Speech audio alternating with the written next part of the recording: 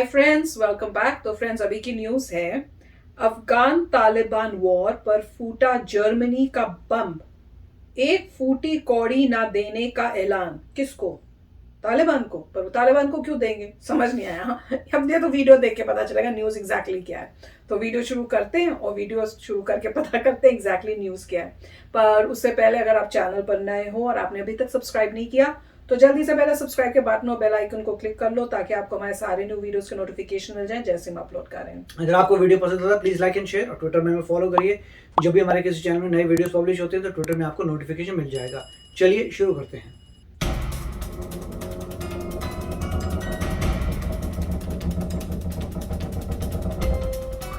अफगानिस्तान में हर बदलते दिन के साथ तालिबान का वर्चस्व बढ़ता जा रहा है। पिछले एक हफ्ते में तालिबान ने बहुत तेजी से अफगानिस्तान के कई शहरों पर कब्जा जमा लिया है और अब वे राजधानी काबुल के बहुत करीब है।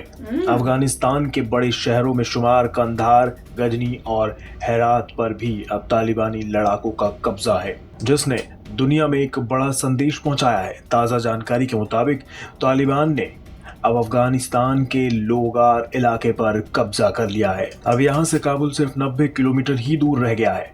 ऐसे में पूरी दुनिया में यह आशंका व्याप्त है कि कहीं तालिबान पूरी तरह से अफगानिस्तान को अपने कब्जे में ना ले ले, जिसके वो बेहद करीब है।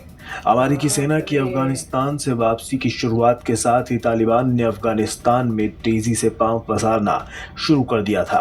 अब आलम यह है कि अफगानिस्तान के कुल 34 प्रांतों में से करीब 12 से अधिक प्रांतों पर पूरी तरह से तालिबान का कब्जा है। तेजी से बढ़ते तालिबान की वजह से अब अफगानिस्तान के दूसरे सबसे बड़े शहर काबुल पर भी कब्जे का खतरा मंडरा रहा है। खैर, अफगानिस्तान में तालिबान तो लगातार पांव पसार रहा है, लेकिन तालिबान के बढ़ते प्रभाव के साथ ही अफगानिस्तान को सहायता देने वाले देशों ने भी अपना हाथ खींचना शुरू कर दिया है। दरअसल जर्मनी के विदेश मंत्री हाइको मास ने कहा है कि तालिबान जानता है कि अफगानिस्तान का अंतर्राष्ट्रीय सहायता के बिना काम नहीं चल सकता और अगर तालिबान देश में सत्ता पर कब्जा करने में सफल हो जाता है तो वो अफगानिस्तान को वित्तीय सहायता भेजना बंद कर देगा। यानी कि उनका कहना था कि अगर तालिबान अफगानिस्तान पर पूर्ण नियंत्रण लेता है तो शरिया कानून लागू करता है और इसे खिलाफत में तब्दील कर देता है तो हम इस देश को एक फूटी कौड़ी भी नहीं भेजेंगे। मास ने आगे कहा कि जर्मनी की सरकार अफगानिस्तान में एक लंबे मिशन पर विचार कर रही थी, लेकिन नाटो के बाहर रहकर यह मुमकिन नहीं हो सका। इस बीच अफगानिस्तान में बढ़ते खतरे के मद्देनजर विदेश मंत्रालय ने जर्मनों के लिए अपनी गाइडलाइंस बदल दी। उन्हें तत्काल अफगानिस्तान छोड़ने के लिए कहा गया। गौरतलब है कि जर्मनी हर साल अफगानिस्तान को 430 मिलियन यूरो की सहायता भेजता है। जर्मनी संघर्ष प्रभावित देश को दान करने वाले सबसे बड़े देशों में से एक है। जब से अंतर्राष्ट्रीय सैनिकों ने मई में अफगानिस्तान से अपनी वापसी शुरू की, तालिबान ने बड़े पैमाने पर विभिन्न क्षेत्रों पर नियंत्रण कर लिया। तो फ्रेंड्स, इस न्यूज से तो यही पता चल रहा है कि बहुत बुरी हालत हो रही है और धीरे धीरे जो तालिबान है वो बहुत क्लोज आ गया है काबुल के। वो कह भी रहे ना कुछ 90 किलोमीटर बस दूर है। तो उससे मुझे लग रहा है पूरे वर्ल्ड में अब सबको यही लग रहा है कि तालिबान का जो है हो चांसेस कि वो काबुल को भी ले ले काफी हाई हो रहे हैं। इसलिए वो पहले से डिसाइड कर रहे हैं और वार्निंग्स भेज रहे हैं और सबको बता भी रहे हैं कि अगर तुमने, वार्निंग मिल रही है तालिबान को कि अगर तुमने जीत भी लिया तो हम जो भी तुम्हें एड भेजा करते थे अफगानिस्तान को, उन्हें नहीं मतलब अफगानिस्तान को, वो सब हम बंद कर देंगे। तो जिस भी वे से अब वो एक्शंस ले सकती हैं कंट्रीज, वो अब ले रही हैं कि भाई तुम आओगे तो हम, जैसे यूएन में उन्होंने डिसाइड किया था कि भाई अगर ये आ गए तो भी हम इनको जो है एक्सेप्ट नहीं करेंगे एज अ गवर्नमेंट कि ये कोई वैलिड गवर्नमेंट है वहां की।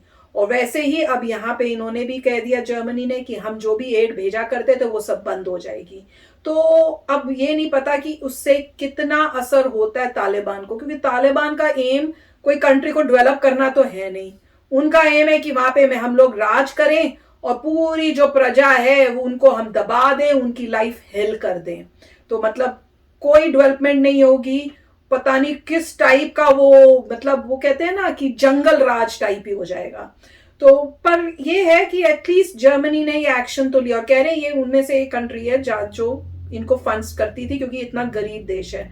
पर मेरे ख्याल से अगर जब फंड रुक भी जाएंगे तो नुकसान तो पब्लिक का ही होना है, क्योंकि ये लोगों को क्या फर्क पड़ता है। जैसे कहते हैं ना, ये तो इनको तो उससे कोई लेना देना है ही नहीं कि लोग मर रहे हैं, उनकी कंट्री में बुरा हाल हो, तो खुद ही अपने लोगों को मार रहे, उनके ऊपर जुल्म कर रहे हैं। पर जर्मनी ने अपना तरफ से तो एक्शन लिया। अब देखते हैं और बाकी वर्ल्ड की बाकी कंट्रीज क्या करती हैं और क्या एक्शन लेती हैं। राइट, तो काफ़ी मतलब यहाँ पर भी न्यूज़ आ रही है कि डेंजर सिचुएशन हो रही है। जैसे सोचा था कि अफ़गानिस्तान की आर्मी कुछ रेजिस्टेंस क्रिएट करेगी, लग रहा है कि रेजिस्टेंस ज़्यादा क्रिएट नहीं कर पा रही। और उसके उसके वही रीज़न जैसे बताया था कि दूर दूर मतलब फैले हुए हैं, पॉपुलेशन कम है, एक गांव में एक छोटा सा सेंटर है, उसको कब्ज़ा कर लो तो पूरा गांव हो गया, हज़ारों किलोमीटर आसपास तुम्हारे हो गए। तो ये सब चल रहा है। और वहाँ पे अब जहाँ काबुल है उसके पास भी वो लोग आ चुके हैं, जहाँ पे उनका स्ट्रॉन्ग होल्ड था वो भी कम होता चला जा रहा है। चारों तरफ से अगर घेर लिया है तो आप कहीं से ट्रेड नहीं कर सकते, क्योंकि लैंड लॉक्ड है। पाकिस्तान से भी ट्रेड नहीं कर सकते आप, उधर ईरान से भी ट्रेड नहीं कर सकते।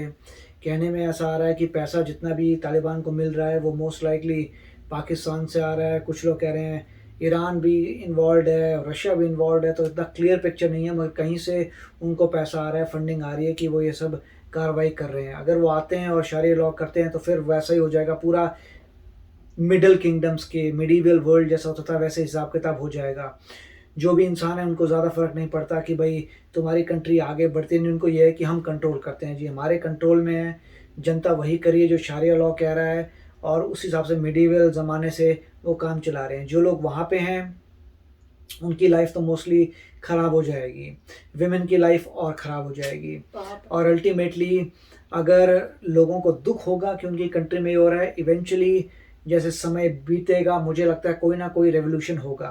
किसी भी सोसाइटी में जब कुछ लोग ऐसे कार्य करते हैं तो वहीं के जो लोग होते हैं, कुछ बोलते हैं ये गलत है, वही एक रेजिस्टेंस बनाते हैं और आगे बढ़ते हैं। होप तो यही है, क्योंकि अगर आप ह्यूमन नेचर देखें, ह्यूमन नेचर में यही होगा। कुछ इनमें से ऐसे होंगे जो कहेंगे ये ठीक नहीं है और हमें ठीक करना पड़ेगा, वो अलग हो जाएंगे और वो अलग से रिवोल्ट करेंगे और आगे आएंगे।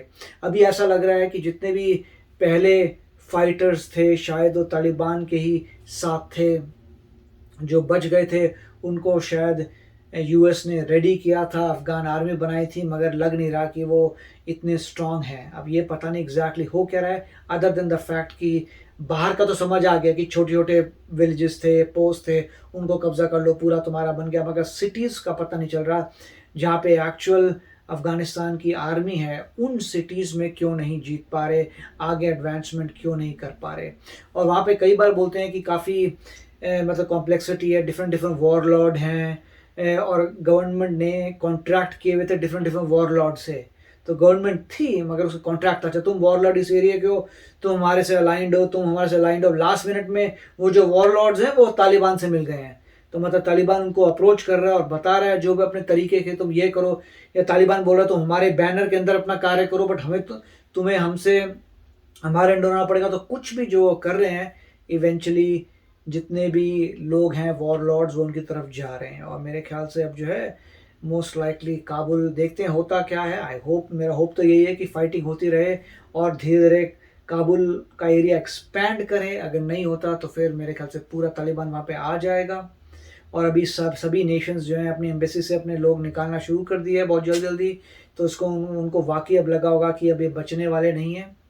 और उसके बाद जो है मेरे ख्याल से खुद ही उनके जो लोग हैं, इसमें सिर्फ एक पॉइंट ये है कि जो एग्रेसर है वो अफ़गानिस्तान का ही है। अब ऐसा नहीं है कि कोई आउटसाइडर या कोई और जो है किसी और कंट्री के लोग रूल करेंगे। होगा ये कि अफ़गानिस्तान में कि पुरानी आइडियोलॉजी वाले लोग ने कंट्रोल किया हुआ है, जिनकी आइडियोलॉजी, जिनका थॉट प्रोसेस मिडीवियल है, उन लोग वो मिडिलियन ज़माने का उनका है, वो लोग कंट्रोल कर रहे हैं अपने ही देश को।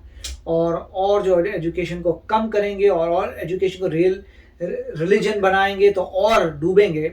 और अगर उनकी कभी मन करता है कि हम उससे और एक्सपैंड करें और दूसरे देशों में अटैक करें, तब उनका डिक्लाइन शुरू होगा। अगर उन्होंने कभी भी मान लीजिए अपने अटैक शुरू किए आउटसाइड देयर ओन सॉइल, तब उनको पता लगेगा कि अब उन्होंने गलती कर दी है, क्योंकि आउटसाइड लोग तो मॉडर्न है, वो तो एक झटके में इनका फिर सफाया होगा, जैसे पहले हुआ था, जैसे ओसामा बिन लादेन ने 9/11 किया था, उसके बाद पूरा डिस्ट्रक्शन हो गया था अलकायदा का भी, तालिबान का भी। तो अब अगर उनको कुछ पता चला हुआ तो ये होगा कि हम आउटसाइड वर्ल्ड को डिस्टर्ब ना करें, क्योंकि हमसे बड़े बड़े पावरफुल लोग हैं, अगर हम करते हैं तो हम ख़त्म हो जाएंगे। देखते क्या, बट ये बहुत ही सॉरी सिचुएशन है और देखेंगे क्या होता है।